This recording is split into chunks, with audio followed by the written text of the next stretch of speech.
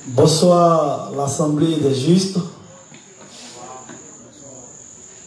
Nous vous souhaitons la bienvenue. Nous remercions notre Seigneur Jésus-Christ qui nous a permis de nous retrouver encore une fois de plus ce soir pour partager sa parole. Nous sommes aujourd'hui mercredi 3 août et comme depuis 2 semaines aujourd'hui, nous traitons le thème sur la prière.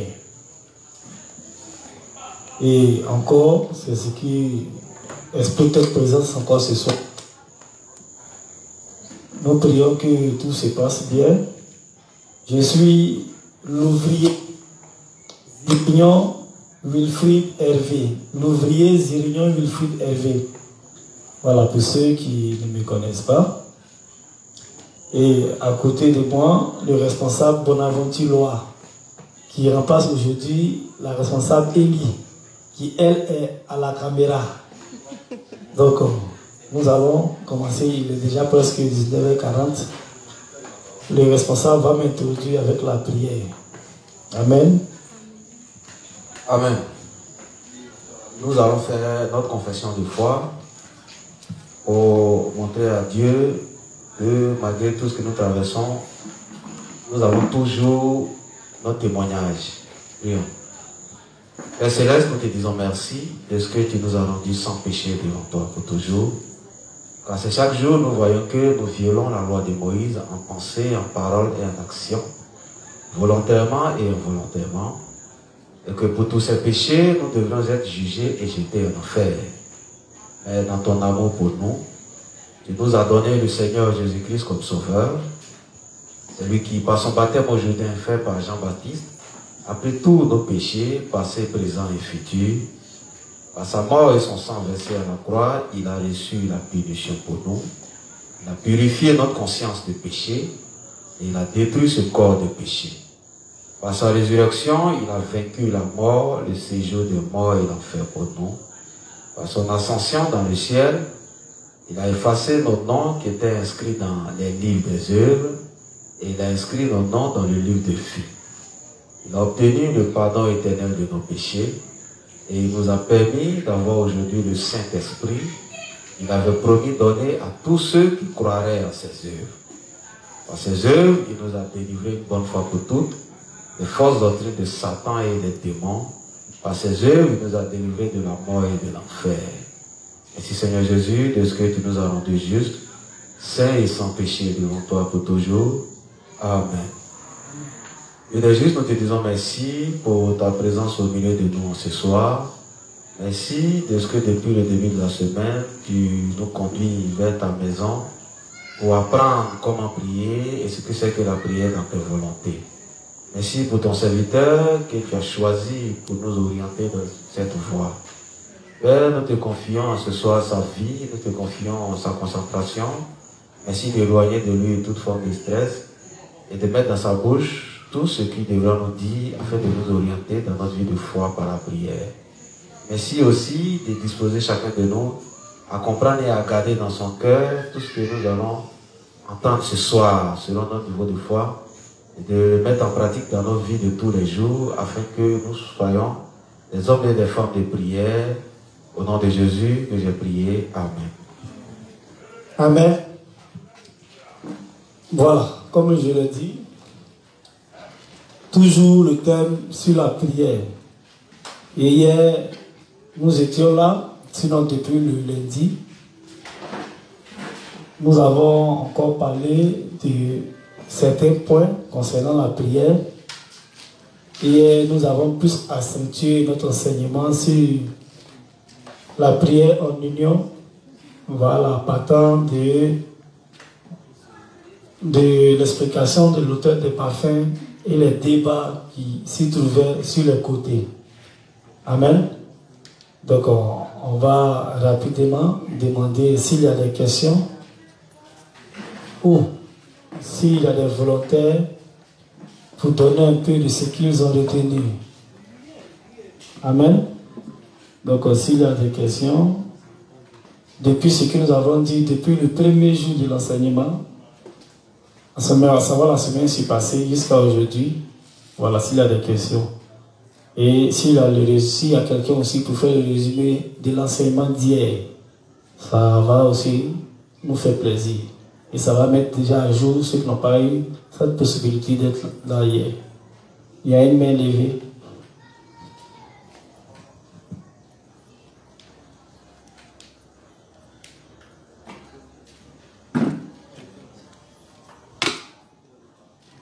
Bonsoir, Leslie. Bonsoir, juste. Nous allons parler ce matin de la prière et on a vu l'importance de beaucoup les saints on a vu l'importance pour beaucoup les saints de se réunir pour prier. Voilà. Et le responsable a aussi mentionné l'importance de l'union parmi les saints. Lorsque nous sommes unis, l'œuvre avance vite. Et c'est aussi un point important parce que Satan n'aime pas quand les saints sont unis. Voilà pourquoi il va essayer d'établir des divisions et tout ça au lieu des saints. Et quand c'est comme ça, c'est compliqué, c'est dangereux. Voilà. On a aussi dit que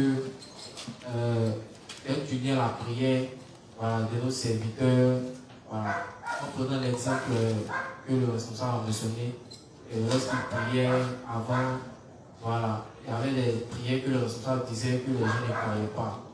Voilà, que ce n'est pas bien, de ne pas y aller aux circonstances du croire. Voilà, d'être unis à la prière de nos dévotés, de nos serviteurs. Voilà. Et aussi, on a énuméré aussi un point au niveau des couples. Voilà, que les couples soient vraiment unis. Voilà, qu'ils fassent l'œuvre de Dieu ensemble, que lorsqu'on se marie dans l'église, c'est pour faire l'œuvre. Donc, il faut qu'il y ait l'union pour pouvoir faire l'œuvre de Dieu, prier ensemble, faire les choses ensemble. Voilà, ce sont les points que nous avons énumérés. Et on a vu aussi avec le révérend, voilà, il nous a parlé d'un mot d'ordre, celui de prêcher l'évangile. Le responsable a dit qu'il veut qu'on se donne ce mot d'ordre aussi, afin de répandre l'évangile, car c'est un point qui est très important aussi. Donc c'est ce que j'ai pu dire. Amen. Alors, mon cœur est réjoui pour ton point parce que tu as dit ce que j'ai dit hier et ça me fait plaisir.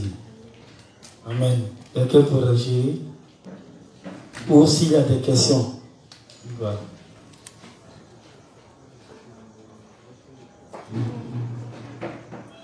D'accord. Vas-y, Agis Elie. Le Père, en fait, pour ajouter sur ce qu'il a dit, dans les principes, on a dit que même si nous sommes pauvres, même si nous n'avons pas de talent, le seul fait de s'unir à l'église de Dieu là, allait faire que les choses allaient s'accomplir. Et que s'unir à l'église de Dieu, ce n'est pas faire acte de présence. S'unir à l'église de Dieu, c'est avoir le cœur uni au projet de Dieu. Donc, prier en fonction. Et on a dit que les justes qui demeurent unis à l'église sont orientés, de sorte à ce que leur prière leur apporte des bénédictions. Et que ceux qui ne sont pas unis, à contrario, eux, ils deviennent comme des étrangers. Alors qu'on dit que prier ensemble a une grande puissance. Donc quand l'église prie pour nous, malgré nos problèmes sont résolus. Mais quand quelqu'un s'éloigne de l'église, qui n'admet pas ses dénoncés dans son cœur, il devient un étranger pour nous et l'église a du mal à prier pour lui. Et Dieu ne le bénit pas parce que même si Dieu le bénit, il ne saura pas que c'est Dieu en fait. Il ne va pas reconnaître que c'est Dieu qui l'a béni. Donc ce genre de personnes-là sont hors du camp et puis ces personnes-là ne sont pas bénies par Dieu. Voilà ce que je voulais rajouter. Amen. Merci beaucoup pour tous ces résumés. Donc, s'il n'y a pas de questions, on va continuer notre échange. Ok? Donc, dans l'ensemble, ça a été bien dit, c'est ce qui a été dit hier. Et d'entrée hier, j'ai essayé de toucher un peu la situation sociopolitique du monde. Voilà, parler un peu de là où nous sommes en train de partir. Vu tout ce qui se passe. Aujourd'hui, quand tu ouvres ton téléphone, ce n'est que des menaces, des injures, d'abord des conflits entre personnes. On parle du bloc de blogueurs. ou des influenceurs, où celui-là dit pour lui, l'autre met sa caméra, il incite l'autre, l'autre dit pour lui. Aujourd'hui, je suivais un peu un des gars de Agodio qui était ensemble avec les Gédéons.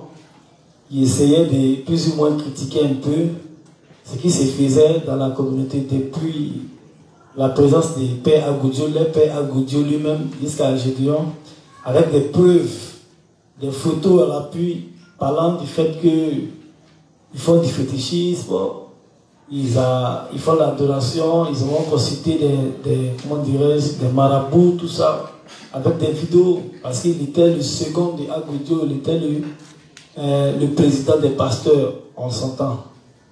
Maintenant, il a quitté. Après ça, tu tombes sur des injures, tout ça. Et après ça, tu vas tomber maintenant sur des vidéos comiques, mais qui véhiculent des messages subliminaux.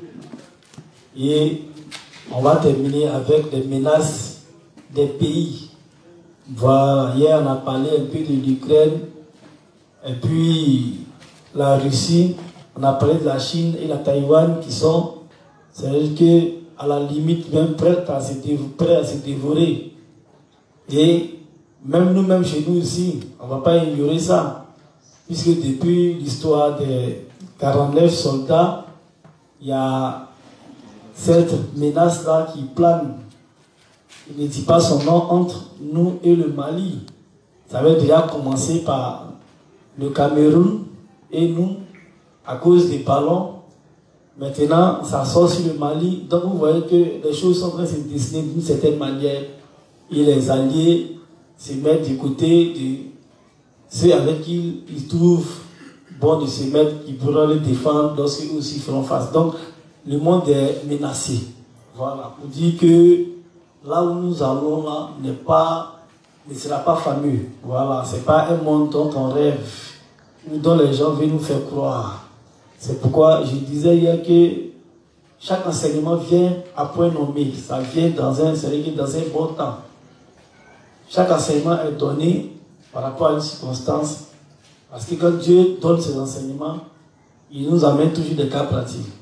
Et vu que nous évoluons vers un monde qui sera vraiment difficile, on aura beaucoup besoin de la prière et d'être unis à l'église de Dieu. Parce que seul dans l'église de Dieu que nous pourrons être protégés et que nous pourrons nous en sortir jusqu'au retour de notre Seigneur Jésus-Christ. Voilà, donc on ne pourra pas s'égarer parce que le monde, la politique est en train de nous miroiter. Nous faisons croire que le monde sera meilleur. Parce que c'est partant de ce principe-là. Si le juge comprend que le monde sera une vanité et que le monde ne sera pas meilleur, que là où nous allons, là, le monde sera détruit. C'est en cela qu'on ne pourra pas attacher notre cœur à ce monde et on va faire des prières encore plus orientées vers les yeux spirituels. Amen. C'est pourquoi 2 jours, j'écoute un peu les enseignements de l'inspecteur Romiat sur l'Apocalypse pour ceux qui sont du Nord et du Maroc. Ils profitent. J'entends souvent les questions et puis les trucs. Et ça, moi-même, ça m'édifie. Donc je note tout ça. Parce qu'on a aussi besoin de ça en profondeur. Puisque si j'ai fini mon livre dans ma zone, je vais passer aussi au livre d'Apocalypse. Vu le temps qui court, il faudrait que nous tous nous soyons au même niveau d'information. Amen.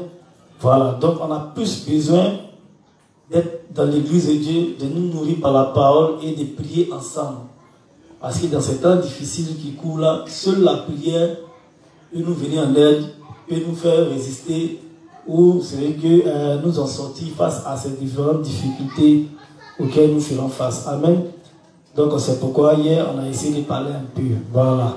Et comme nous ne sommes pas sûrs, il ne fait pas l'enseignement sur l'Apocalypse, ou il ne suis pas doué comme le secrétaire Gouri en ce qui concerne l'enseignement sur la politique. Voilà, parce que c'est lui, quand tu suis ces vidéos, vraiment, tu es content. Tu es content. Et tout récemment, j'ai mon petit frère Agesco qui s'en foutait de l'évangile en toute franchise. Il n'était pas avec ça. Mais tout récemment, il m'appelait pour me demander c'est comment. Il sait que quand il voit là, il sait qu'elle avait avancé.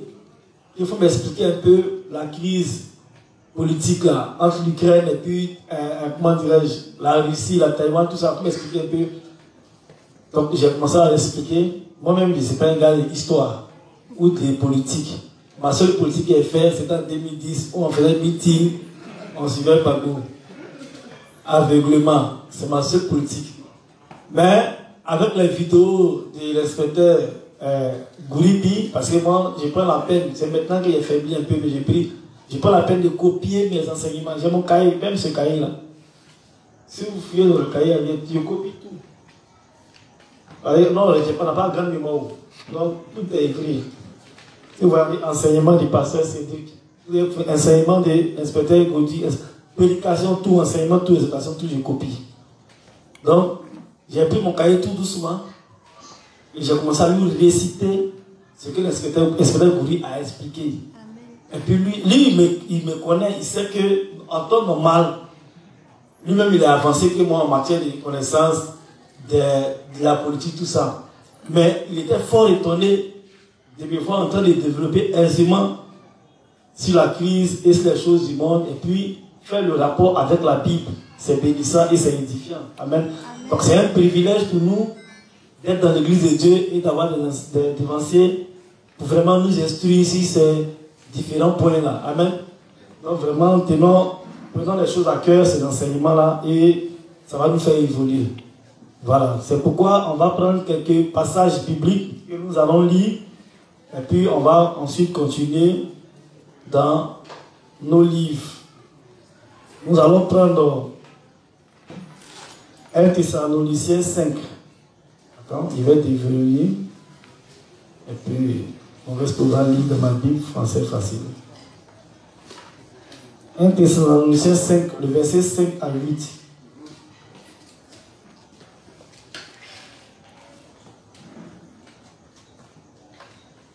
Amen. 1 Thessaloniciens 5, le verset 5 à 8. Amen. 1 Thessaloniciens 5, verset 5 à 8. En effet, tous, vous appartenez à la lumière, vous appartenez au jour. Nous ne vivons pas dans la nuit, nous ne vivons pas dans l'obscurité. Ne donnons pas comme les autres, ne dormons pas comme les autres, mais restons éveillés et soyons sobres. Ceux qui dorment, dorment la nuit. Ceux qui boivent trop, boivent la nuit. Mais nous appartenons au jour. Alors, soyons sobres. Prenons la foi et l'amour comme vêtements de combat. Mettons comme casque l'espérance d'être sauvés. Amen. Amen. Donc c'est l'apôtre Paul qui exhorte l'Église. Il dit que nous ne sommes pas les gens de la nuit et que nous appartenons au jour du jour. Nous sommes éclairés. Dans la nuit, la nuit c'est les ténèbres. On ne voit pas quand on marche dans la nuit. Amen. Mais quand on marche dans le jour, c'est éclairé et on sait là où on met les pieds, on sait là où on avance. Donc, étant donné que nous sommes des saints, nous sommes dans l'église de Dieu, nous sommes éclairés par les enseignements, nous sommes avertis. Contrairement aux gens du monde qui ont encore leur cœur porté sur les choses du monde, donc ils sont aveuglés. Non seulement le fait qu'ils soient encore dans leur péché, c'est parce que le Christ a dit, il dit que c'est parce que vous dites que vous êtes sages, que vous êtes encore dans vos péchés. Amen. Et vous êtes aveugles. Donc eux, étant donné que ce sont des pécheurs et qu'ils sont encore ignorants de beaucoup de choses, ils marchent à la ténèbres parce que leur cœur est encore porté sur les choses de ce monde et ils pensent que le monde sera meilleur. Ils croient en la politique, ils croient en tout ce que les blogueurs leur disent, ils croient en beaucoup de choses. Amen. Mais nous les justes, nous sommes éclairés parce qu'on sait que le monde est vanité et que ce monde sera détruit. Amen. C'est pourquoi on ne peut pas attacher notre cœur à ce monde. Il dit que ceux qui boivent la nuit. Amen. Voilà. Donc l'ivresse ici, c'est le fait d'être encore dans ses pensées. C'est le fait de s'attacher aux choses de ce monde. C'est le fait de penser à un avenir à Dieu ou un avenir meilleur. Or, nous sommes éclairés parce que l'Église de Dieu nous fait savoir que ces choses-là ne sont pas pour nous en quelque sorte. C'est le diable qui utilise cela pour nous attirer. On va prendre le texte 1 Pierre 4, le verset 7. 1 Pierre 4, le verset 7. C'est même plus ça.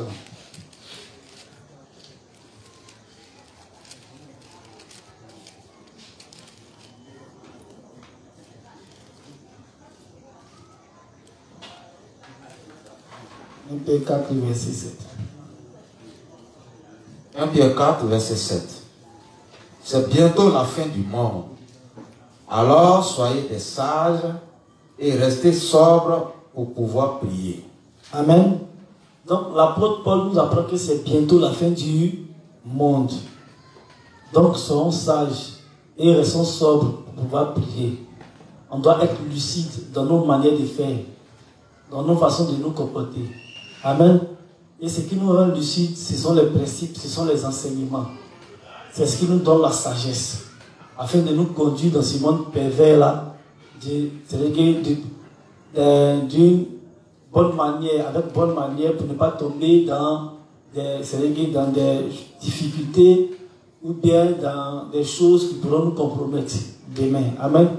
Donc, nous devons savoir que le monde est fini et le monde court à sa fin. On va prendre un autre texte. Le texte de 2 Timothée 3, le verset 13 à 17.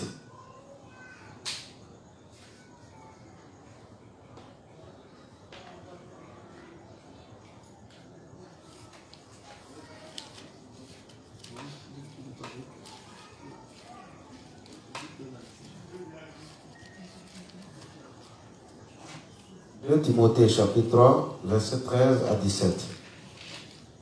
Mais les gens mauvais et les charlatans iront toujours plus loin dans le mal. Amen. Donc les gens mauvais, c'est qui? C'est ceux qui ne sont pas nés de nouveau. C'est clair, tout ce qu'ils font, c'est le mal.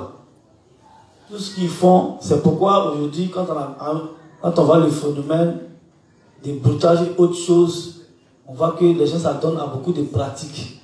Ils ne sont pas bien.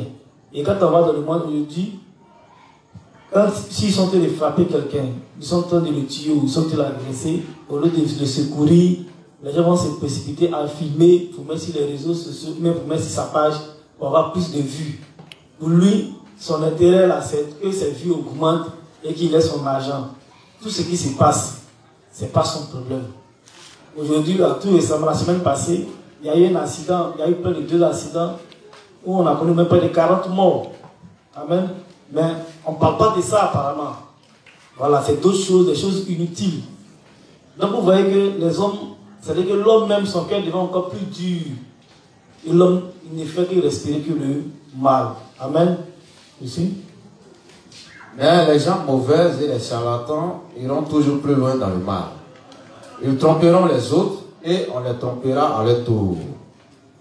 Toi, garde solidement ce que tu as appris et ce que tu as accepté comme quelque chose de sûr. Amen.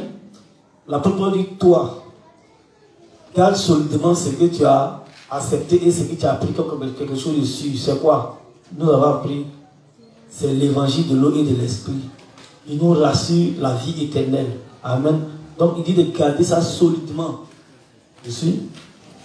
Tu sais quels maîtres t'ont appris cela. Oui, tu connais les livres saints depuis ton enfance. Ils sont capables de te donner la sagesse. Cette sagesse conduit au salut quand on croit en Jésus-Christ. Amen. Donc il dit cette sagesse-là.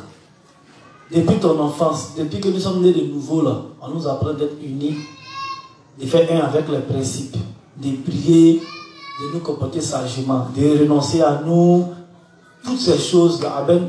Donc c'est tous ces enseignements-là qui vont nous apprendre, vont nous donner quoi? D'être sages et de bien nous conduire afin d'avoir le salut. Ici. Tous les livres saints ont été écrits avec l'aide de Dieu.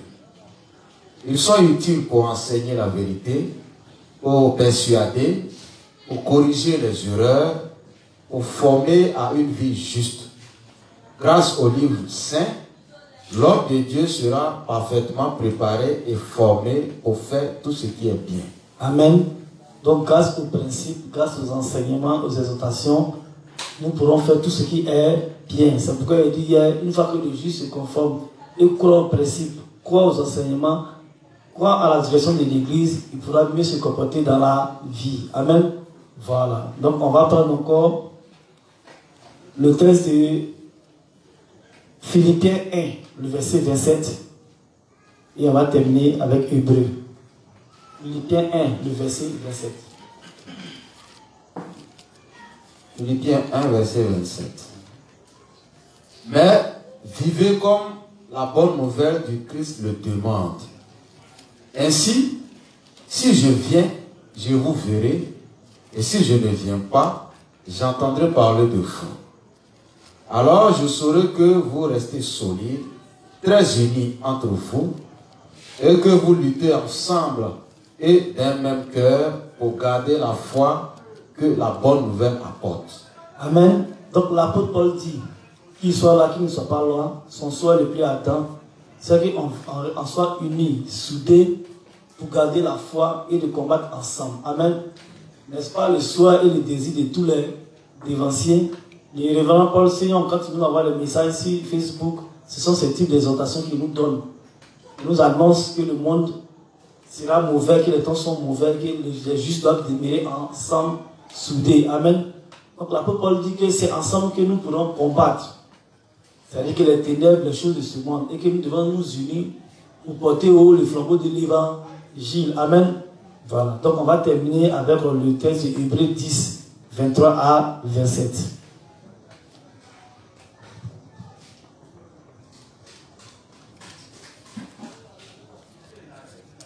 Hébreux 10, 23 à 27. Affirmons ce que nous espérons sans nous décourager.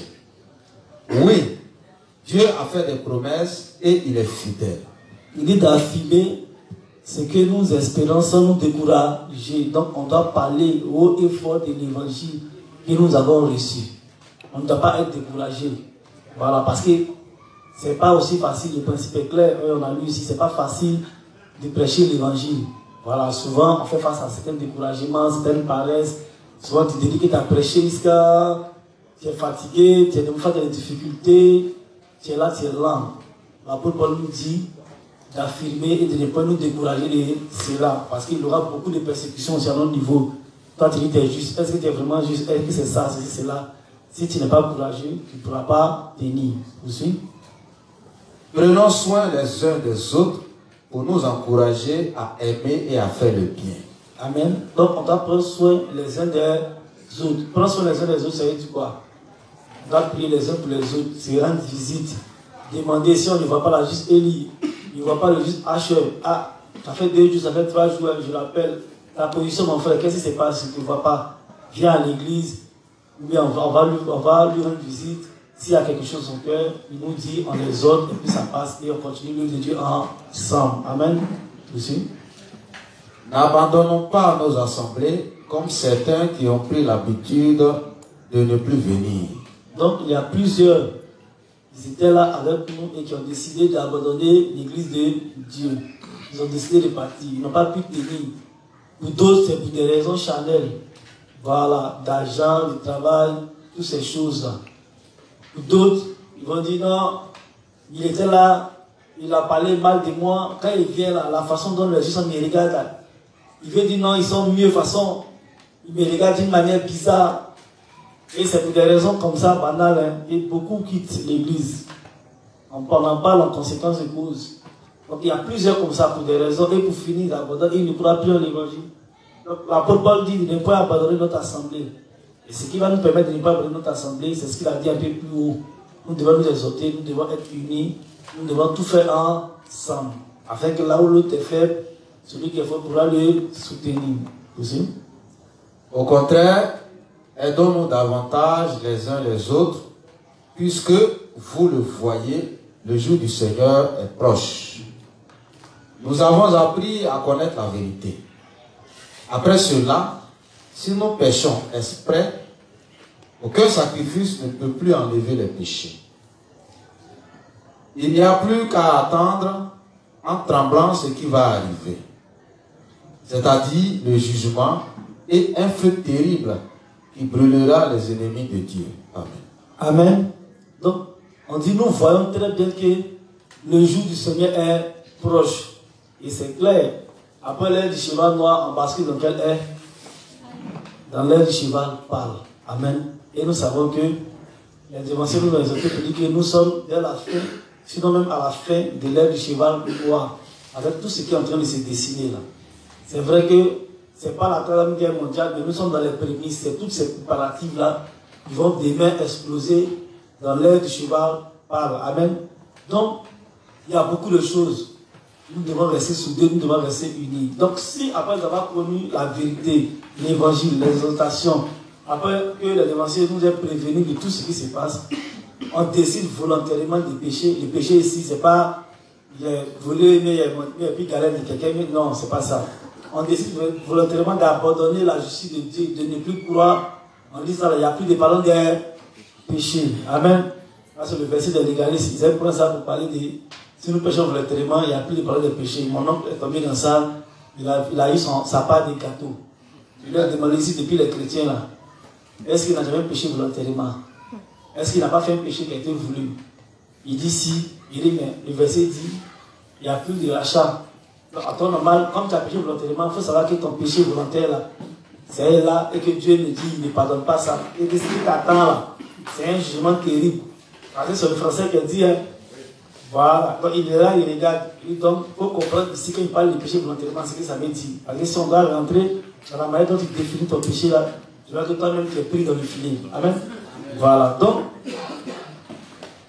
il dit si nous péchons volontairement, si nous décidons de ne plus pouvoir d'abandonner l'église, notre assemblée, il est clair que pour nous là, il n'y a plus de passion, de pardon des péchés. C'est pourquoi Hébreux 6, on nous dit que celui qui a goûté à l'Esprit de Dieu et qui a connu la vérité, s'il abandonne, s'il rejette l'évangile, ça sera encore très difficile qu'il soit ramené à la repentance. Amen. Voilà. Donc, puisque lui-même il crucifie, il amène Jésus-Christ à la honte. Donc, on doit être unis, on doit être soudés, on ne doit pas, parce que ce qui va nous amener à abandonner la justice de Dieu, c'est le fait d'être hors du camp. C'est le fait de ne pas être unis. Amen. Voilà. Donc, c'était un peu une petite exhortation concernant ces temps-là. Donc, on a plus besoin d'être soudés, d'être unis et de prier ensemble, de combattre ensemble. Amen. Voilà. Donc, nous allons basculer dans notre livre. On va prendre le livre 14 à la page 170, le paragraphe 2, 3 et 4. Ici, le révérend nous exhorte encore au fait d'être unis ensemble.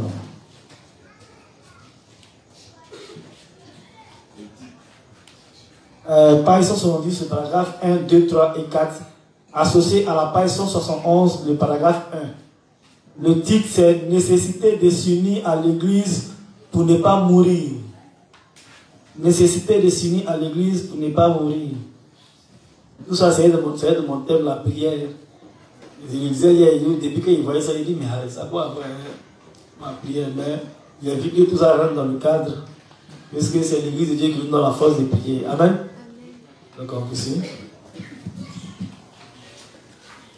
Jésus-Christ, notre Dieu, est celui qui nous aide. Parce qu'il est Dieu pour nous, en ces temps, par l'Église de Dieu et par vous, il peut effacer les péchés de tous par l'évangile de l'eau et de l'esprit.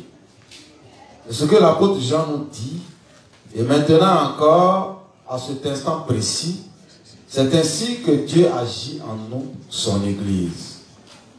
Donc, si quelqu'un qui a reçu la rémission de ses péchés ne demeure pas dans l'Église de Dieu et n'entend pas la parole de Dieu, il tombera dans le monde et encore plus bas, comme un enfant qui se serait enfui de sa maison. Amen. Donc il nous rappelle, effectivement, nous sommes des justes. Et ce qui nous rend justes, c'est le fait de croire à l'évangile de l'eau et de l'esprit. Comme il a dit, de croire que Jésus-Christ est venu sur cette terre. Et il a pris nos péchés par le baptême, à travers Jean-Baptiste, qui était le représentant de l'humanité. Amen. Et après lui avoir transféré les péchés, Jésus-Christ est allé payer le prix pour nous à la croix. Et par sa mort et son sang versé, il a payé le prix. Et quand il ressuscite, il va vaincre la mort, le séjour des morts, et par son ascension, il va nous donner le Saint-Esprit. Amen. Donc nous qui sommes des justes, nous demeurons maintenant ensemble dans l'Église de Dieu. Le texte de Acte 2, 47 nous dit que Dieu ajoute à l'Église ceux qui sont sauvés.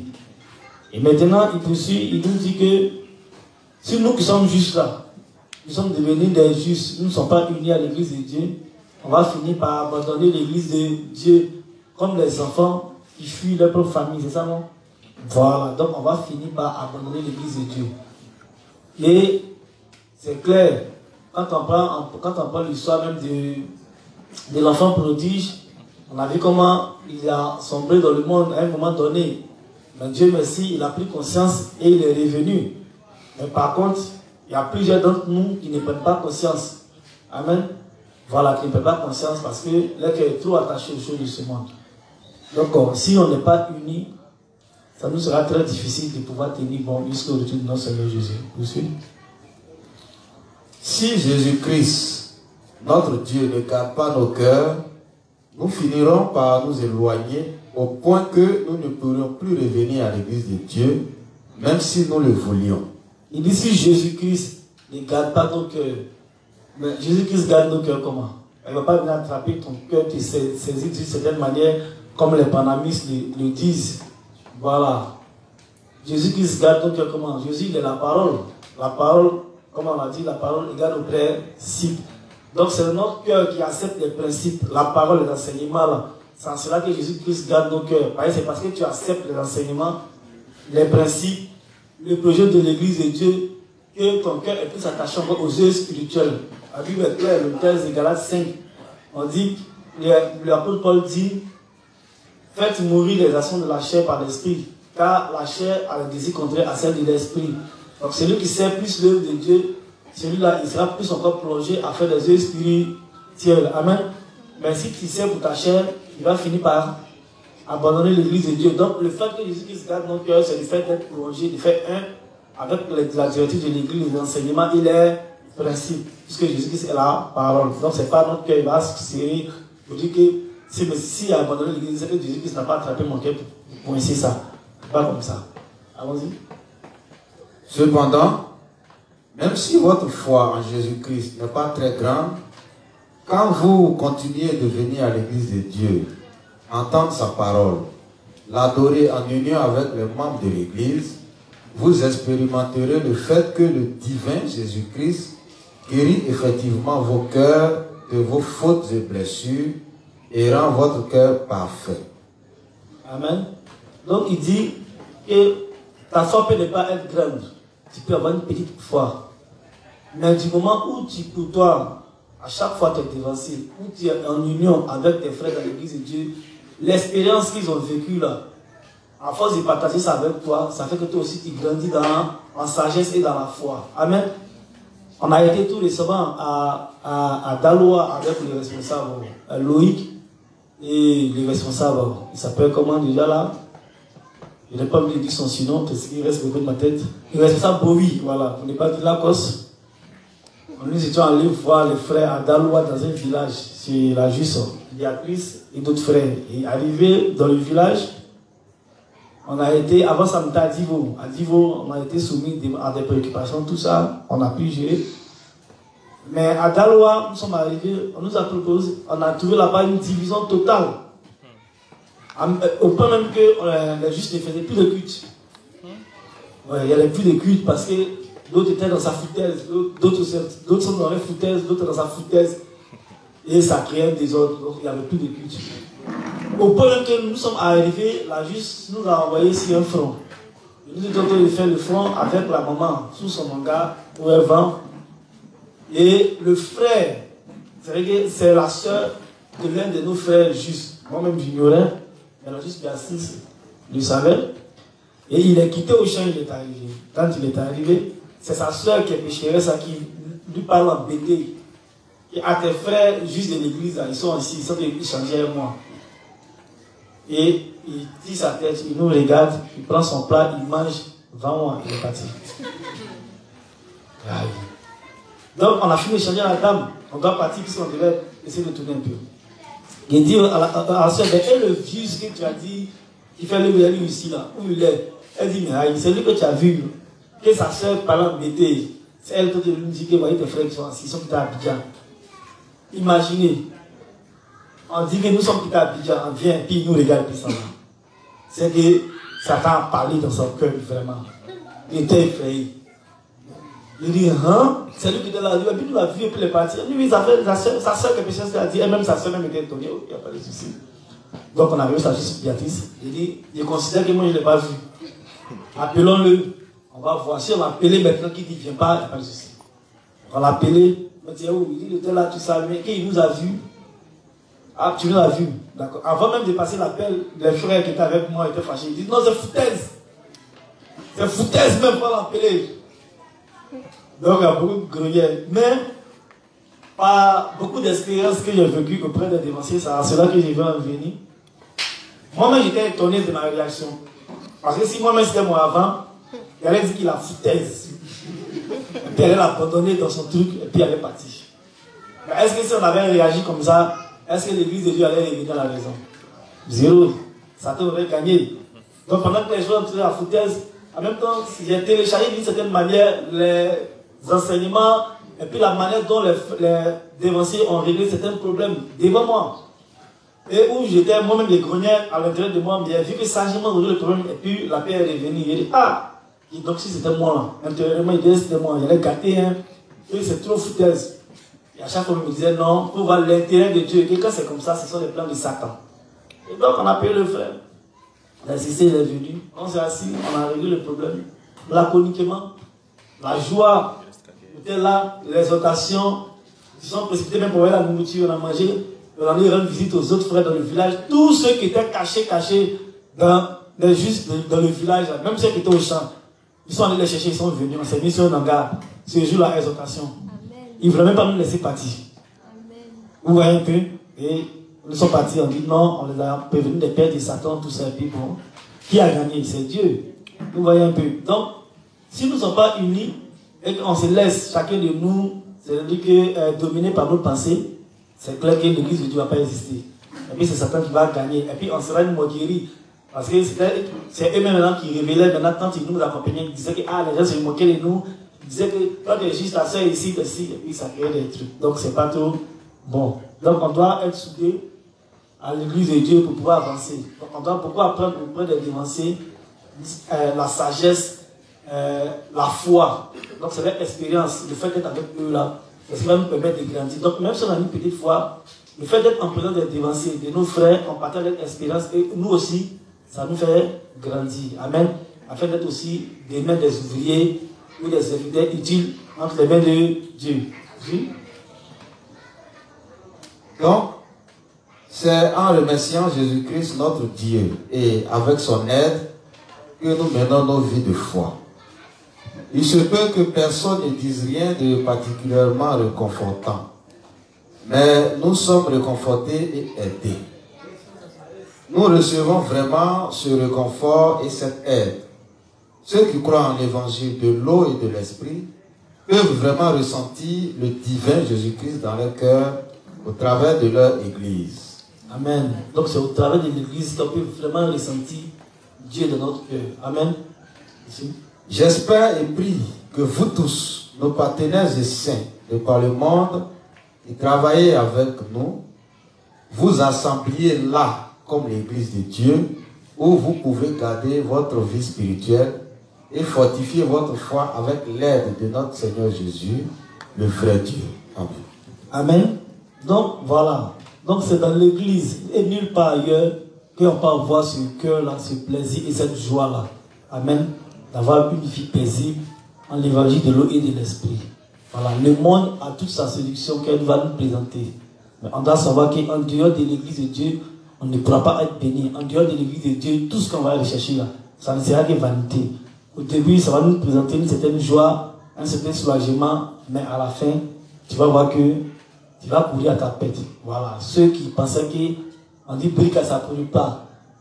C'est pas ce qu'ils ont dit, mais ça ne brûle pas, mais elle, ça ne se casse pas.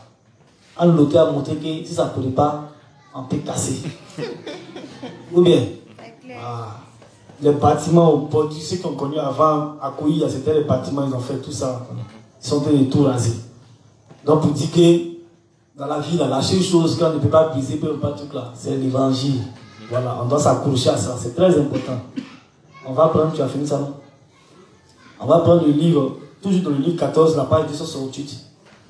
Page 268, le paragraphe 2.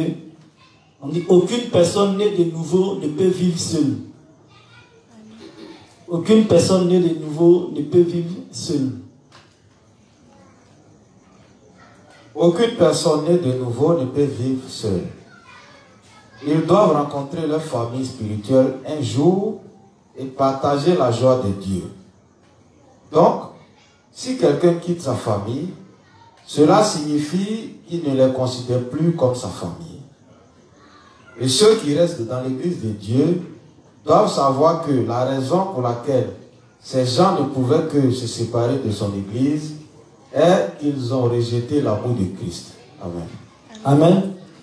Donc il dit ici, c'est clair, il dit qu'à un moment, c'est-à-dire qu'on doit toujours, ou bien quand nous sommes de nouveau, peu importe, là où tu vas, on doit toujours un jour rencontrer notre famille spirituelle. C'est pas normal que quelqu'un puisse naître de nouveau et penser qu'il peut vivre seul, ou il peut faire l'œuvre de Dieu seul, dans son coin. C'est pas possible.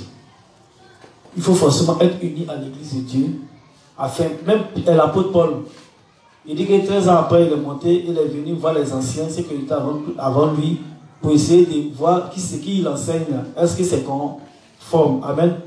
Lorsque l'apôtre Paul même a reçu Jésus-Christ sur la route de Damas, et qu'il a été avec, Dieu l'a vendu vers qui?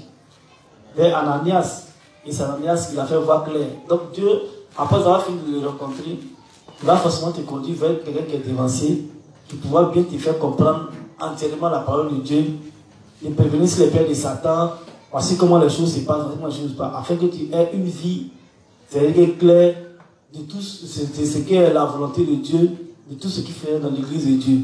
Mais si toi seul tu te dis non, que bon, parce qu'il y a d'autres qui se disent comme en dehors des dévancés de l'église du Nord, ou bien et que moi-même par la lecture de la Bible, même par le livre, j'ai payé à jamais seul, j'ai signé de nouveau, il n'y a pas quelqu'un qui m'a prêché.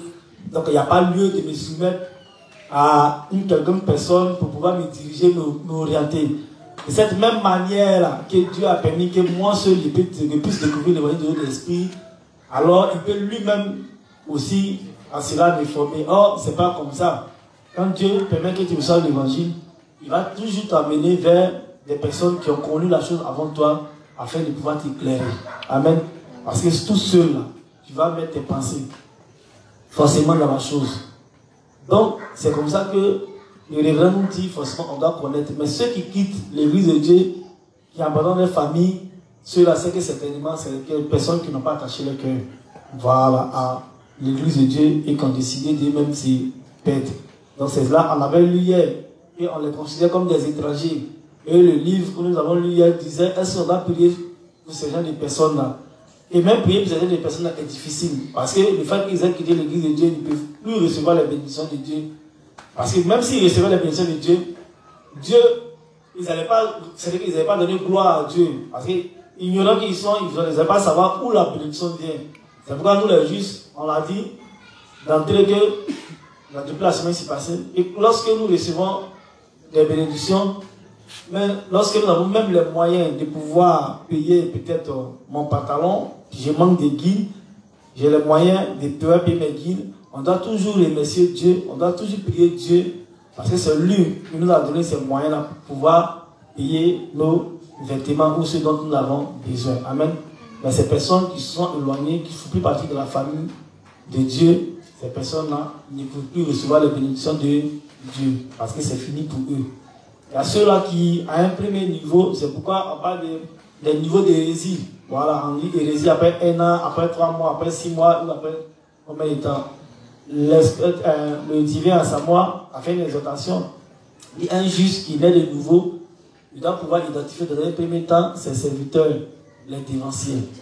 Même souvent, une semaine, 2 semaines déjà, il peut déjà identifier. Amen. Voilà. Il y a d'autres, ça dure jusqu'à 1 an. Mais au bout de 3 ans, c'est qu'il n'est jamais né de nouveau.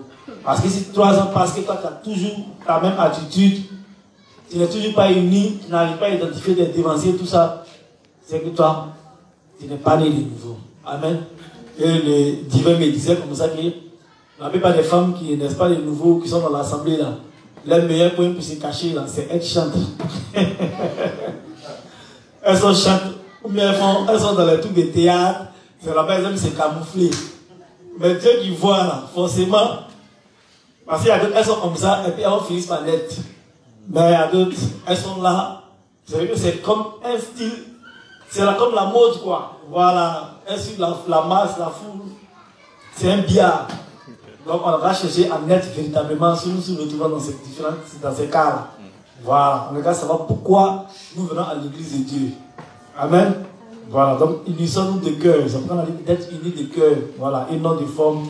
Ici, venir à l'église à cause d'Auguste. Parce que la manière il marche les pancartes là, ça me plaît. Si c'est comme ça, tu vas aller en enfer. Amen. Donc, on a fini ça, non? On va prendre maintenant notre livre 35. Quand on voulait lire hier, et puis on a stoppé. Notre livre 35. On avait déjà donné ça hier. À la page là, c'est des pages 120, voilà, paragraphe 2. Jusqu'à la page 121, paragraphe 2.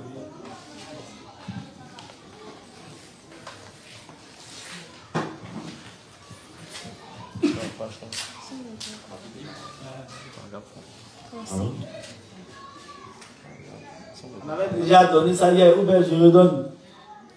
Voilà, c'était l'importance de prier pour servir Dieu. C'est ça, non?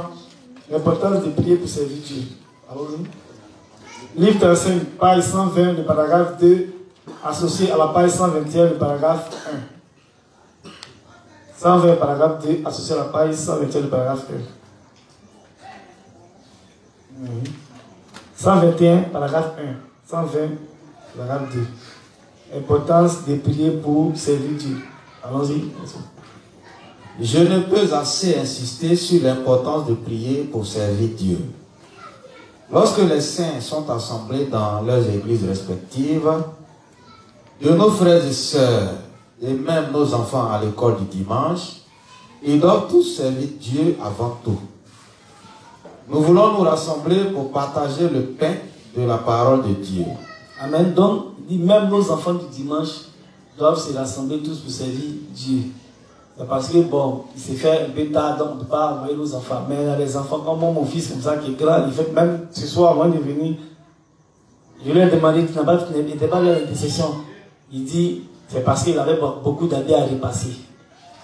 Parce qu'il fait son petit job de vacances où il passe la vie. C'est bon, tu montres que tu es courageux. Mais je t'ai donné des heures à laquelle tu dois être uni et que tu ne dois pas manquer. Et il me fait sortir que c'est parce qu'il doit te repasser la vie. Je considère que demain son déjeuner, c'est les 4 habits à repasser là, ils vont lui faire manger demain. Amen. Si. Et nous voulons servir la justice de Dieu aussi.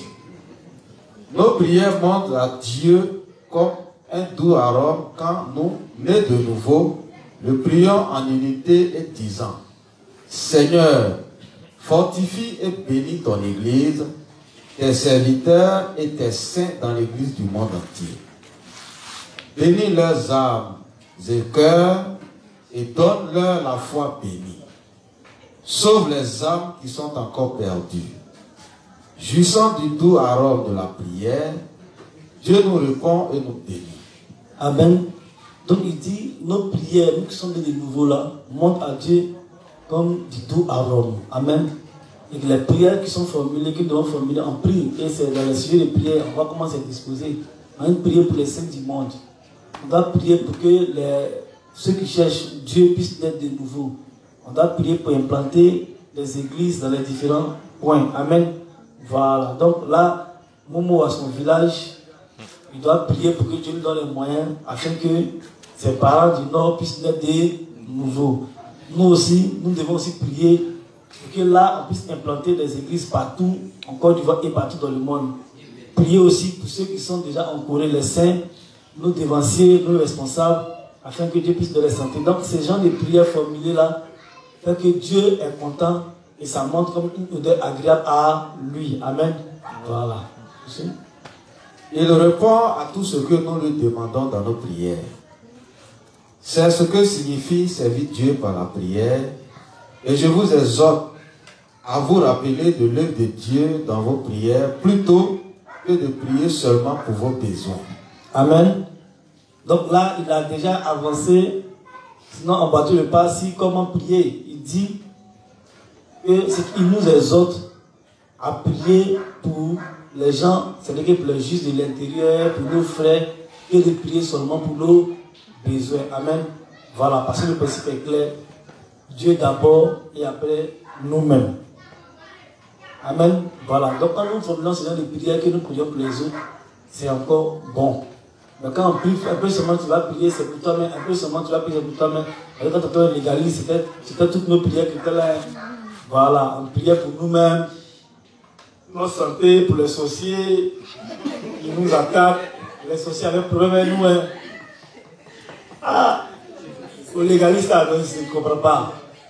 Je dis à la limite, quand le pays est de nouveau, je vois que même, c'est les chrétiens même qui ont peur même des sorciers. Et on ne peut pas dominer à cause du sorcier. Tu vas combattre ou tu vas combattre. Tu combats seulement, tu as mis tes fatigues. Et puis quand nous qui sommes au bord, souvent en pleine nuit, certains les gens sont là, 1 heure, 2 heures en train de faire des prières, c'est de combattre la nuit, hein, en pleine rue, il n'y a personne qui prêche. Je n'ai jamais compris ça. Il n'y a personne dans la nuit là, ils prêchent, ils sont au marché. Ils sont au marché là-bas, puis ils sont prêchés. Ils disent que, parce qu'on légalise. Ça passe. On légalise. Il y avait eu ce témoignage-là. Qui fait qu'aujourd'hui, parce que c'est le même témoignage souvent qui tourne dans toutes les églises. Où une femme, puis c'était une femme, un monsieur, elle avait eu ce désir-là d'aller prêcher dans un coin. Mais or, il n'y a personne. Et puis il faisait noir. Là, c'était dans un marché, si je me souviens bien. Et l'esprit lui dit d'aller. Elle ne voulait pas lutter contre l'esprit. L'esprit insistait. Il faisait nuit, tard. Elle s'est levée et elle allait prêcher comme ça. Et il s'est trouvé qu'il y a quelqu'un qui était dans le marché qui devait se suicider. Et quand il a entendu la prédication, il a dit, mais dis-donc, Dieu est merveilleux. Et c'est comme ça que la personne est venue rendre le témoignage. Vous dites, ah, le jour, tu étais venu prêcher un tel jour au marché, j'étais dans le marché, je devais me susciter, et c'est la prédication qui a fait qu'il s'est de nouveau. Depuis ce témoignage-là, je me souviens, tant qu'on enseignait Dieu. Les gens, le jour où on l'agressé là-bas, ils vont arrêter. Se lèvent la nuit, ils ont prêché, ils ont fait tout ça. Bon, nous voyons un peu, donc c'est tout ça. Les gens sont dormis, tu cries, personne ne t'attend. Tu as déjà embrouillé. Donc c'est compliqué. Donc, le principe est clair, nous devons prier pour les justes du monde et préparer l'église de Dieu. On ne doit pas seulement penser à nos besoins. Oh, légalise, c'était nos besoins de commerce. Mon commerce a marché, maintenant doit marcher. C'était tout ça. Vous Alors que chaque saint dans l'église devrait prier, si vous pouvez avoir plus de temps que les autres pour une raison quelconque, peut-être parce que vous êtes retraité ou même malade, vous devrez prier encore plus pour l'église de Dieu, ses serviteurs et ses saints. Alors, on reprend un peu la partie là. Alors que chaque saint dans l'église devrait prier, si vous pouvez avoir plus de temps que les autres, pour une raison quelconque, peut-être parce que vous êtes retraité ou même malade, vous devrez prier encore plus pour l'église de Dieu, ses serviteurs et ses saints. Amen. Donc il dit, le révérend nous explique ici que il y a ceux en réalité qui n'ont pas aussitôt de temps, à cause du fait qu'ils soient beaucoup occupés. Parce qu'il faut dire qu'il y a aussi des hommes d'affaires, voilà, qui vont naître de nouveau. Il y a ceux aussi qui sont peut-être encore habillés, qui sont tout en mission, qui sont partout, tous les avions, tout ça. Donc, il dit contrairement à eux, ceux qui ont un peu de temps, ils doivent consacrer leur temps à la prière. Il y a d'autres qui sont retraités, qui sont à la maison, qui ne travaillent plus. Contrairement à celui qui est au travail, qui est occupé, qui est en train de courir. Et toi qui es retraité, toi tu dois consacrer ce temps-là à prier Dieu. Amen. Voilà, c'est pourquoi il a parlé dans le livre, il a dit que la prière, on doit servir Dieu aussi par la prière. Amen. Il y a ceux aussi qui sont malades. Voilà, qui sont malades, qui sont à la maison, qui ne peuvent pas bouger. Ils doivent consacrer aussi ce temps-là aussi à prier Dieu. Pour l'église de Dieu et pour eux-mêmes. Nous étions à Daloa, toujours à Daloa. puisque c'est la dernière mission que nous avons fait, souffrir que je parle de Dalois pour ceux qui n'ont pas voyagé avec nous. Ils ont reçu des vidéos quand même de comment nous avons vécu aisément là-bas, avec les poissons d'eau douce, tout ça. On a même croisé le juste Yabo. Ah, c'était vraiment merveilleux. Les missions, vraiment, Dieu prend soin vraiment de son église. Amen. Dieu prend soin de son église. Donc, on était là-bas et nous avons croisé une soeur. Elle souffrante depuis ici, à Abidjan.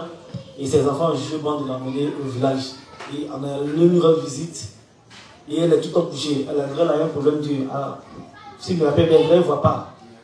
Elle ne voit pas, voilà. Ah, ta fille, ah. Elle ne voit pas et puis elle a des problèmes pour marcher. Donc elle est tout touchée.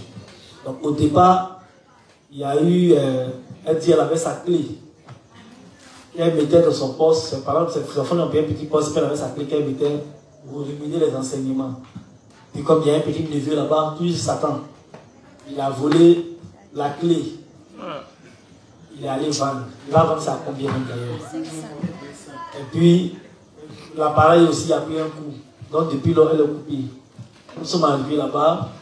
On a essayé, elle était contente. Et on lui a demandé. Moi-même, c'est arrivé ici que j'ai su qu'elle ne voyait pas. Donc depuis là-bas, il a posé elle, mais il n'a pas fait attention. Donc là, mais il y a eu un pincement au cœur. Pourquoi? Parce que on lui a demandé, elle a soumis sa préoccupation, c'était pour la maladie, puisque toute personne qui est malade veut vraiment avoir la santé pour guérir.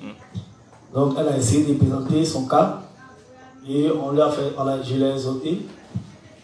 On a essayé de lui faire comprendre par les versets, les enseignements, les principes. Mais je lui ai posé la question de savoir avant tout pour entrer. Je lui ai demandé, est-ce qu'elle se souvient de l'évangile? Est-ce qu'elle a son témoignage? Parce que le révérend aussi dit ça, il faut essayer de trouver, toujours poser une question juste, pour essayer de ruminer l'évangile, pour voir si l'évangile est toujours tapis en lui. Elle est là, mais il a oublié. Elle a oublié son témoignage. Il dit, tu ne sais pas comment tu es allé de nouveau. Elle dit oui. Il a compris que ça plus qu'une préoccupation, c'était sa guérison. Donc, je l'ai exhorté, je lui ai dit, tu sais pourquoi tu as oublié? Elle dit non, il dit parce que tout ce qui est à l'esprit là, c'est de guérir. D'abord, d'ailleurs même tu as déjà pris de l'âge. Et puis tu es souffrant. Bon, tu as oublié ton témoignage, tu es souffrant, tu ne peux pas guérir. Si tu meurs là, tu vas mourir. Mais il veut sauver au moins une partie, ou bien. Ou bien elle est juste. Donc, il essaie de les ôter. Quand on est revenu, comme nous sommes revenus sur l'évangile, elle a commencé à sourire. C'est comme ça fait un déclic en elle. Elle dit oui, je me souviens effectivement. Donc je lui ai expliqué que la maladie, là-bas, on est rentré dans la maladie, comment le système aujourd'hui nous met dans les histoires de maladie, tout ça, mais elle qui est à l'intérieur là, on sait comment elle doit procéder pour se traiter, les eaux naturelles. Oui, au début, elle utilisait les eaux naturelles là, puisqu'ils avaient puisé non loin de chez eux. Mais maintenant, il n'y a pas quelqu'un pour venir puiser pour l'envoyer. Donc elle est là, elle est obligée de boire l'eau, et là, tout ça, donc c'est difficile. Donc, voici comment on peut être aussi miné par nos pensées quand on n'est pas proche de l'église de Dieu ou entouré par les frères.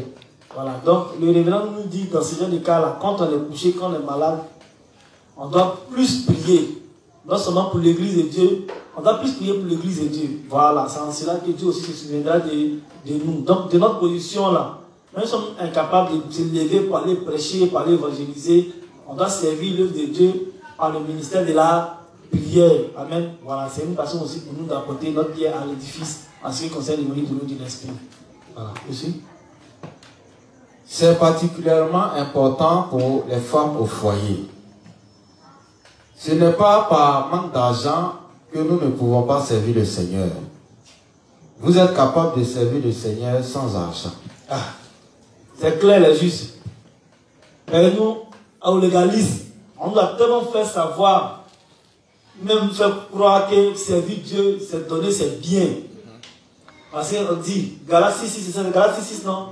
Que celui à qui l'on enseigne fasse part de tous ses biens à celui qui l'enseigne. Donc là, il faut s'aimer. Hein? Parce que tu dois jeter ton pain sur les autres pour retrouver ça plus tard. Et si tu as bien tombé, si tu as jeté ton pain sur une eau qui t'arrive devant l'eau, tu n'as plus retrouvé ton pain. Donc il faut bien jeter ça. Donc il fallait s'aimer. Ah, mon frère Bédénier, Clément et moi, on a souffert pendant que nous étions dans la zone. Pendant qu'on s'est cassé le dos, il fallait payer la dîme. C'est ici là maintenant, les juges sont devenus là. Au légalisme, vous avez payé dîme comme ça. Maintenant, comme il n'y a pas de libéralité, ils ne sont pas prêts. Amen. Non, les juges, non, on est compliqué.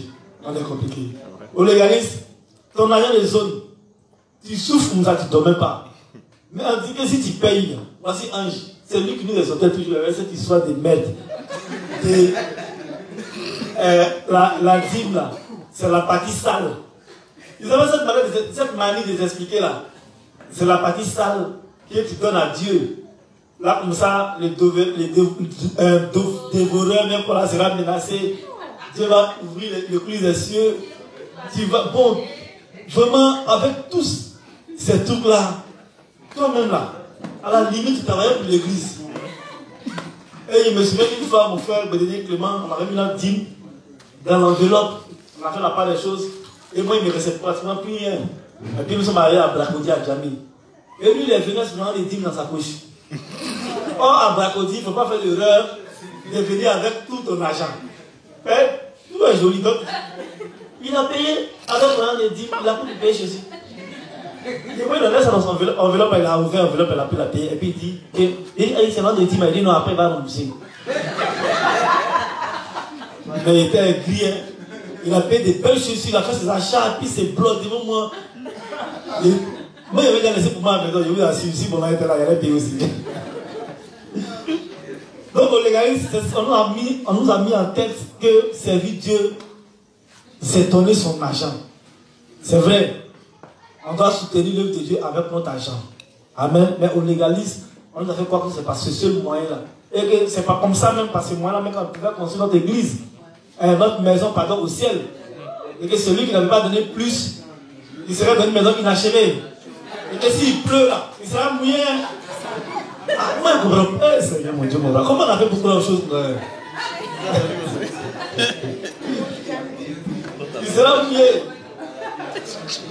Donc c'est comme ça, on est encore plus actif. Mais on est devenu juste maintenant, on est devenu avare.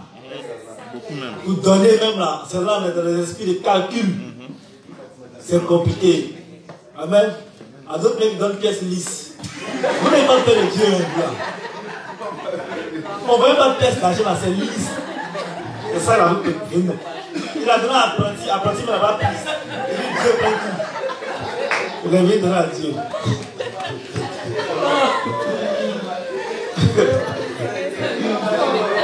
Oh, c'est compliqué les justes. Amen. Donc, voici comment, voilà, mais le révérend nous fait comprendre que même si on n'a pas l'argent, on peut servir Dieu. Parce que le service de Dieu, c'est de plusieurs manières. Le groupe Zoulou a chanté ça. Voilà, c'est de plusieurs manières. Voilà. Si on n'a pas d'argent, on peut servir Dieu à plusieurs manières. Il y a la prière, il y a le fait même de chanter, balayer. Il y a beaucoup de choses, voilà, dans l'église de Dieu que nous pouvons faire. Amen. Voilà. Donc, ne nous fuyons pas seulement, ne nous focalisons pas seulement sur l'argent. Voilà. Mais on doit prier aussi pour avoir les moyens pour soutenir l'église de Dieu. Ce n'est pas normal que tu sois juste, et puis quand même, je n'ai pas les moyens pour pouvoir soutenir l'église de Dieu. Je sais que ta manière de prier, il faut revoir ça. Mais je ne suis pas en train de parler comme tu qu'un côté qui veut ça. Hein. Il disait que Lazare était maudit. Vous les bases on dirait là, là. Il dit Lazare était maudit. Comment un enfant de Dieu peut être pauvre? Parce que pour eux, un enfant de Dieu, c'est vrai que la chose doit se faire sentir sur lui. Voilà, c'est son apparence qui reflète le fait qu'il soit un enfant de Dieu. Donc Lazare n'est pas un exemple à suivre. Lazare c'est un maudit. C'est compliqué. Vous voyez non? Voilà. Mais devant ça aussi, nous devons exhorter que le juste doit aussi prier dans l'œuvre de Dieu. Parce que Dieu nous donne aussi le minimum pour prendre son œuvre et le soutenir son œuvre. Et quand on voit que c'est difficile sur nous et qu'on n'arrive même pas à manger tout ça, c'est parce qu'à quelque part, on ne fait pas l'œuvre de Dieu, on ne prie pas, on ne se confie pas à Dieu. Donc Dieu aussi ne prend pas soin de nous. Parce que si un juste fait l'œuvre de Dieu, le principe est clair. Dieu permet qu'il mange au moins 3 fois par jour. Il a au moins le minimum pour s'habiller, pour se lever de Dieu, pour manger et pour pouvoir aux besoins de sa famille. Mais quand c'est comme ça que vraiment tu es à plat, c'est que toi il faut te revoir un peu. Hein? Voilà. Ici, vous pouvez servir l'évangile de l'eau et de l'esprit autant que vous voulez par votre foi. Tout comme 2 barres étaient mises dans les anneaux de l'autel de parfum pour qu'ils soient portés par 2 hommes sur leurs épaules, ceux qui sont pauvres peuvent servir le Seigneur avec leur prière de foi si seulement ils sont unis à l'église de Dieu. Amen. Ceux qui sont pauvres peuvent se tenir, peuvent servir l'œuvre de Dieu comment? On dit par la prière de foi. On dit si seulement ils sont unis à l'église de Dieu. Amen. Donc vous voyez que ça va de pair. Voilà, on peut prier. Mais ce qui va nous amener à prier Dieu là, c'est l'union à l'église de Dieu. Le fait d'être unis, on l'a expliqué hier, on dit être unis de cœur, au projet, être unis à nos dévanciers. Amen. Voilà. Donc c'est toutes ces choses-là qui vont nous amener à prier. Et à faire notre part aussi par le moyen de la prière, même quand nous n'avons pas de matériel, l'argent. Amen. Voilà. Mais si nous disons que comme on n'a pas l'argent, on ne peut pas. Mon vieux, j'aime parler de lui parce que mon vieux, il a tout fait spirituellement. Lui, quand il n'a pas l'argent, il ne va pas à l'église. Puisque au légaliste, c'est la Suisse, c'est ça ils ont mis l'accent. Il dit, au légaliste, c'est pas comme ici. C'est pas quand ta main droite, tu ne dois pas savoir que ta main gauche n'a pas donné, donc nous tous on s'élève, et puis on vient. Au légaliste, tu n'as pas l'argent, tu t'assois. Et puis tout le monde te regarde. On sait que tu n'as pas donné. Et ta main te regarde, mais tu sais que tu peux parler de toi. Il veut que toute la semaine, il n'a pas eu 100 francs pour me donner. Oh, si tu donnais 100 francs, ils allaient mal parler de toi encore. Tu vois un peu, non? Donc, lui, s'il n'a pas l'argent, il va à l'église. Mais quand il a l'argent, ah non, mais tu ne peux pas. C'est là que tu sens son PTA là. Ça pointe, ça brille comme ça, la vieille, son petit chapeau. Tu le vois comme ah, c'est le papa de Aïssa. Le père est parti parce que là, il a l'argent. Là, si le diacre même cause, quand c'est comme ça, il veut poser le diacre, le pasteur, tout ça, pour s'affirmer, pour dire aujourd'hui, ici, là, je peux payer votre 10 000, votre franc. Voilà. Donc, s'il n'a pas l'argent, il ne vient pas. C'est comme ça, il est. C'est pourquoi tu peux le trouver plusieurs dimanches à la maison. Mais le dimanche, il va partir, il faut lui demander là. C'est vrai que quand c'est comme ça, là, il y a un plus que là. Amen. Donc, on connaît ça maintenant, son secret. Une fois que c'est là pour aller à l'église, on dit, ah, on doit le vieux à l'argent. Là, on peut demander. Quand il a l'argent de la part de Dieu, donc il va faire nos guets aussi. Amen. Voilà. Donc, on peut servir Dieu, voilà, par le ministère de la prière. Amen. Ceux qui sont riches peuvent aussi servir le Seigneur, de même avec leurs possessions matérielles. Ne dites pas seulement, je suis trop occupé avec mon travail pour mettre du temps à part pour servir le Seigneur. Je n'ai pas le temps. Chaque saint juste peut servir le Seigneur et sa volonté par la foi, que ce soit avec ses offrandes, prières ou la prédication de l'Évangile. Nous sommes tous plus que capables de servir la volonté du Seigneur si seulement nous avons le désir de le faire. Et nous qui sommes nés de nouveau pouvons recevoir toutes les bénédictions de Dieu si seulement nous les recherchons. Amen. Amen. Donc c'est clair. Voilà. C'est pas parce qu'on va dire qu'on est préoccupé par notre travail qu'on ne peut pas servir l'œuvre de Dieu. Le verset dit que ce n'est pas possible. Voilà. On sert l'œuvre de Dieu de plusieurs manières. Si tu es occupé, après il a parlé de notre offrande, on peut servir de Dieu avec notre argent. Effectivement, tu as prêché à quelqu'un qui est un homme d'affaires, il est tout le temps parti, il a pris en l'évangile de l'esprit. Ce n'est pas tout de suite là qu'il va décider de ne pas s'occuper de ses affaires. Voilà. C'est progressivement qu'on arrive à mettre un temps pour dire, bon, tiens, c'est vrai, il y a mes affaires, mais l'œuvre de Dieu est là, il faudrait qu'il puisse trouver aussi du temps pour faire l'œuvre de Dieu. Amen. Voilà. Mais tout de suite, approcher à quelqu'un, il est tout le temps parti. Et souvent, il y a des affaires mais qui font qu'il n'a pas le temps. Voilà. S'il n'a pas le temps, il ne peut pas dire qu'il n'a pas le temps, il ne peut pas servir l'œuvre de Dieu. Non. Avec son argent, il peut soutenir l'œuvre de Dieu. Il y a le projet de l'église qui est là. L'église a besoin de du matériel, d'argent, tout ça là. Donc il peut faire ces dons-là. Il y a des offrandes aussi qu'on peut faire pour soutenir l'œuvre de Dieu. Pour ceux qui sont pauvres, il y a les prières aussi qui peuvent apporter. Donc, dans toutes nos positions, on peut faire l'œuvre de Dieu. Voilà. Quand on soit moisi, quand on soit riche, quand on soit malade, quand on soit, je vais dire quoi, dans toutes les positions, on doit prier. Voilà. Donc, on peut servir Dieu par le ministère de la prière. Il y a un juste me posait la question une fois. Et à Respo, sur ce même truc-là, il disait que tu as dit que celui qui, l'homme d'affaires, qui n'a pas le temps, il peut servir Dieu avec ses biens. Et bien, celui qui n'a pas tout, il peut servir Dieu avec sa prière. Mais, s'il a servi Dieu avec sa prière là, c'est qu'il ne peut plus aller évangéliser, non? Par exemple, il peut choisir, genre, s'il veut prier, il peut servir Dieu par le temps de la prière, il peut aller évangéliser, il peut pourquoi? Ah, tu as le temps d'aller évangéliser, tu ne peux pas aller évangéliser. Et pour toi, c'est un projet que tu dois faire. C'est pas ce qu'il est en train de dire. Nous sommes en train de dire, et si, dans un cas, tu ne peux pas bouger, et que tu n'as pas le temps, comme c'est le cas de la sœur qui est à Galois, elle ne peut pas bouger, elle ne peut qu'elle est là, elle là, elle peut servir Dieu par la prière, elle peut de sa position, elle peut prier pour l'église de Dieu, pour les saints, au moins elle sait qu'elle a des frères justes, au moins elle sait que l'église existe, au moins elle sait qu'il y a le prier de l'église qui est là, tout ça, donc elle peut prier pour ça. C'est une façon à elle aussi de soutenir l'œuvre de Dieu. Amen. Celui qui n'a pas le temps, qui est dans ces affaires-là, le principe dit, c'est pas parce qu'il n'a pas le temps qu'il va prendre se justifier pour dire non, il n'a pas le temps.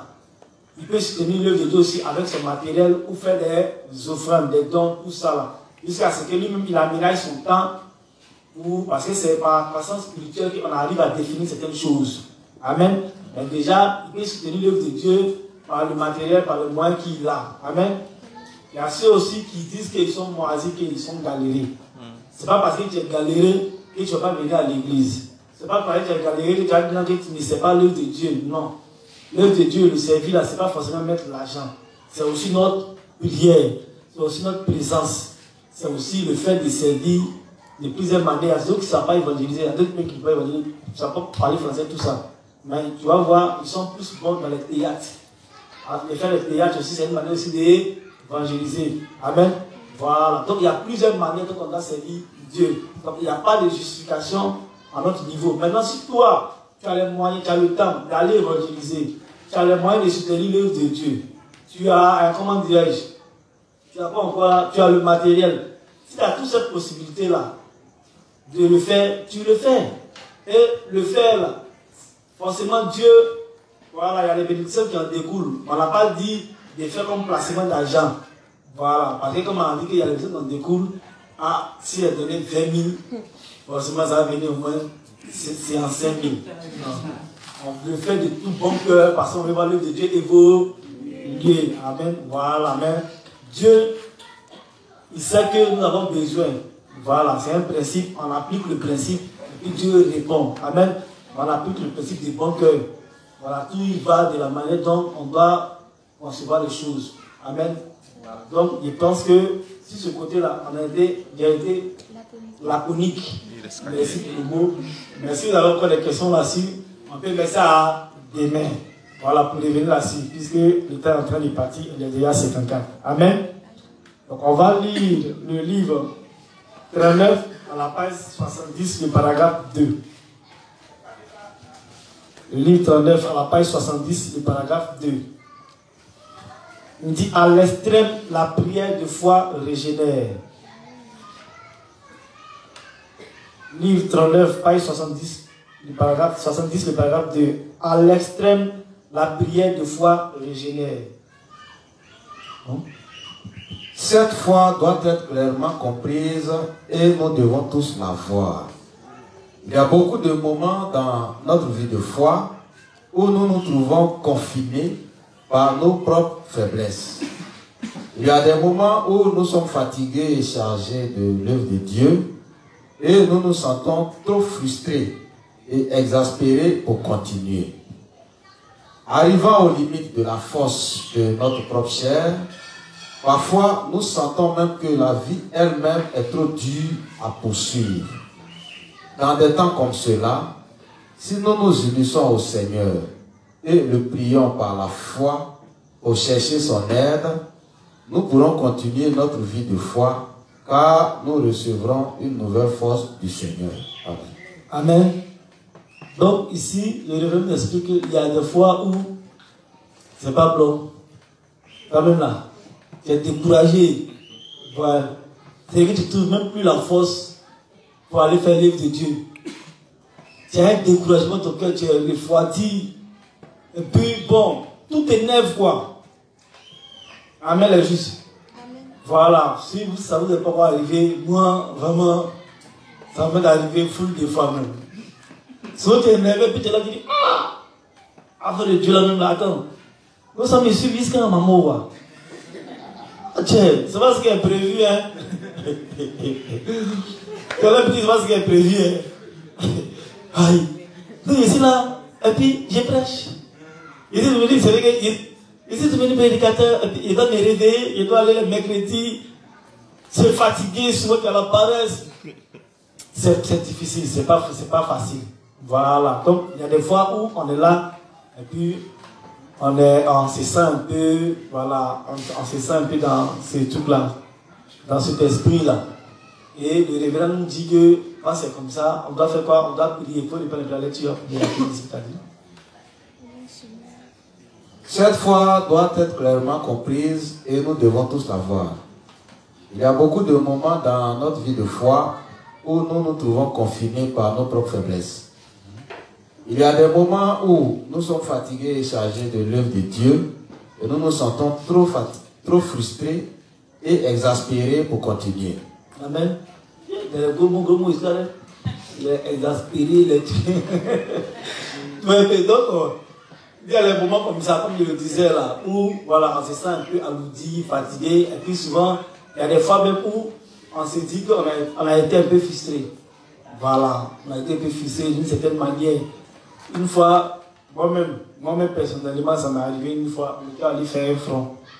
Au début, c'est ici, nous tous on parlait prêcher au Maroc. Et nous sommes allés faire le front. On a échangé avec des personnes. Je ne sais plus j'étais avec qui là. J'étais avec un groupe de commandos. Et on a trouvé des jumeaux, des personnes sous un cas, les jeunes, vous savez, quand ils sont un peu regroupés là, c'est de l'euphorie. Et on a fait le débat sur le livre de la Genèse. Je leur avais dit qu'avant qu'Adam et Ève ne mangent le fruit de la connaissance du bien et du mal, ils avaient déjà la connaissance du bien et du mal. Et ils ont été choqués. Quoi? Comment tu dis ça? Il dit oui, ils connaissaient déjà le bien et le mal selon Dieu.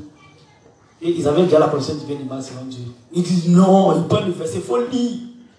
Il lu le verset. Il dit oui, mais ils avaient déjà la connaissance du bien et du mal selon Dieu. Ils ne comprennent pas. Oh, moi, j'avais déjà été enrichi par mon inspecteur. Donc, il y avait déjà ce petit épée là. Mais les frères à côté, même, ils ont senti qu'il y avait un vide. Ils ne pouvaient pas m'appuyer parce que même, ils ont tressailli d'une manière. Ils disent, mais le verset nous emmène en quoi? Amen. Donc, moi, j'avais déjà été enrichi par mon inspecteur chef. Il m'avait donné une explication vraiment laconique. Il expliquait que quand une loi est donnée, la loi définit déjà la connaissance du bien et du mal. On dit, Dieu dit, ne mange pas de ces fruits, sinon, le jour où tu en mangeras, tu mourras. Donc, le fait qu'il donne l'ordre, manger de ces fruits-là, c'est faire quoi? Ce qui est mal aux yeux de Dieu. Ne pas manger de ces fruits, c'est faire ce qui est bien aux yeux de Dieu. Donc, dans la perspective de Dieu, ils avaient déjà d'une certaine manière la connaissance du bien et du mal, mais dans la pensée de Dieu. Amen. Je ne sais pas si vous me faites comprendre. Parce que la loi qui était donnée là définissait déjà que manger, c'est mal. C'est pourquoi ils ont dû échanger avec lui. Elle a dû échanger de ses peuples pour dire non, Dieu a dit ça, et puis il dit que Dieu a dit ça. Elle savait que manger là, ça allait susciter la colère de Dieu. Amen. Voilà. Mais quand l'homme connaît maintenant la connaissance du bien et du mal, tel que le verset l'explique, c'est parce que l'homme va commencer à juger les choses de par soi-même. Et donc, selon les pensées de Dieu. Trop sophistiqué, ça me fatigue. Amen. Voilà. Donc l'homme va commencer à définir les choses selon lui et non selon les pensées de Dieu. C'est pourquoi l'homme devient, à la connaissance du bien et du mal, il devient comme Dieu. Parce qu'il va commencer à juger de par lui-même, il va commencer à définir les choses en dehors de lui-même. Amen. en devant de Dieu. Voilà. Donc, dans la perspective de Dieu, ils avaient la connaissance du bien et du mal par rapport à la loi que Dieu leur avait donnée. Mais quand ils sortent de ces cadres-là, ils vont commencer à connaître le bien et du mal selon eux-mêmes. Ils vont commencer à définir les choses selon eux-mêmes. Ils vont établir maintenant les choses sur leurs propres pensées et tout ça. Donc, l'inspecteur m'avait expliqué comme ça ces choses. Donc, quand il a dit ça, tout le temps, les gars, ils étaient fatigués. C'est comme ça qu'il y a débat.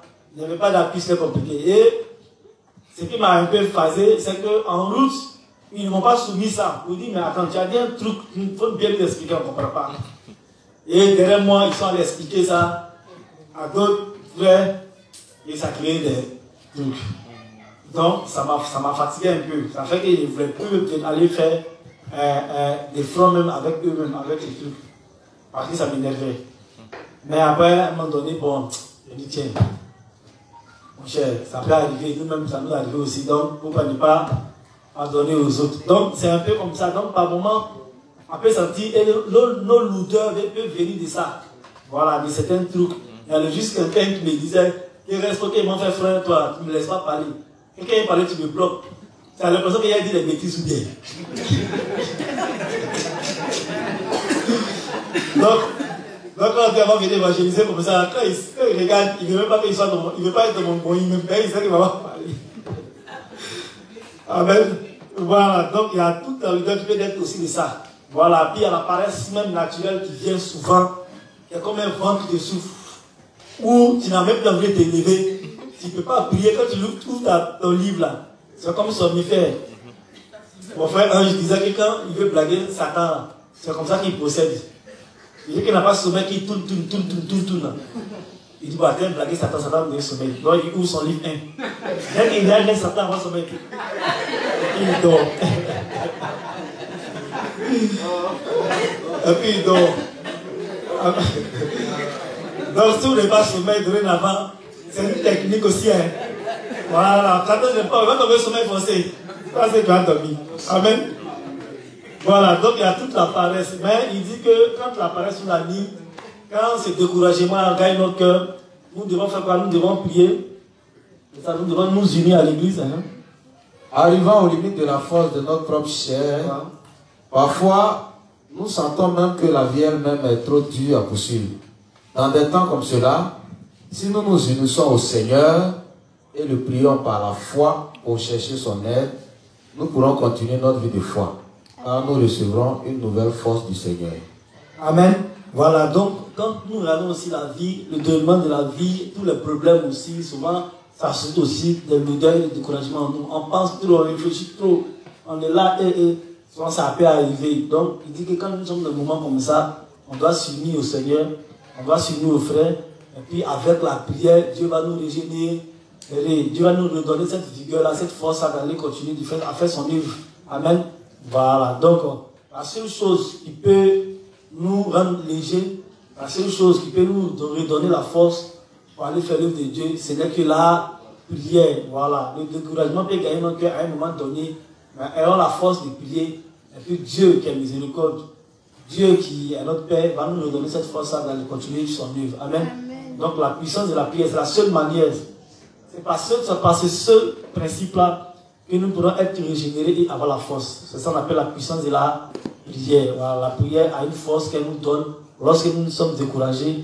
Elle nous remet sur le droit chemin, elle nous requête et puis elle nous donne encore cette figure-là dans le fait de Dieu. Amen. Amen. Voilà, donc il est 21h05. Je crois que c'est sur ces mots-là que je vais m'arrêter et que Dieu bénisse chacun de nous. Amen. À nous revoir le lendemain. Amen. Donc le reste, on va prier pour la fin. Amen.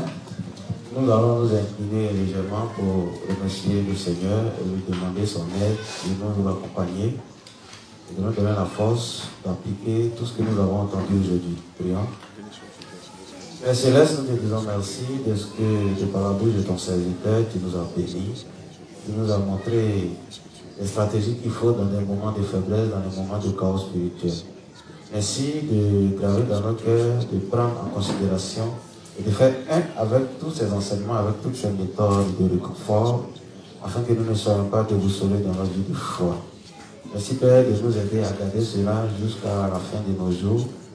Et est-ce que tu nous aides à être unis encore davantage à tous les rassemblements spirituels, Est-ce que tu fortifies aussi tous nos frères PSL, tous ceux qui ne sont pas unis, à participer désormais à tous les rassemblements pour avoir le même réconfort que nous venons de recevoir et que nous recevons à chaque fois que nous nous unissons à ton église. Merci de nous accompagner, de prendre soin de nous.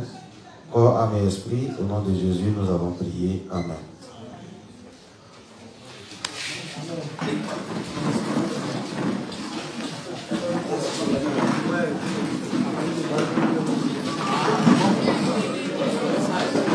Deuxième.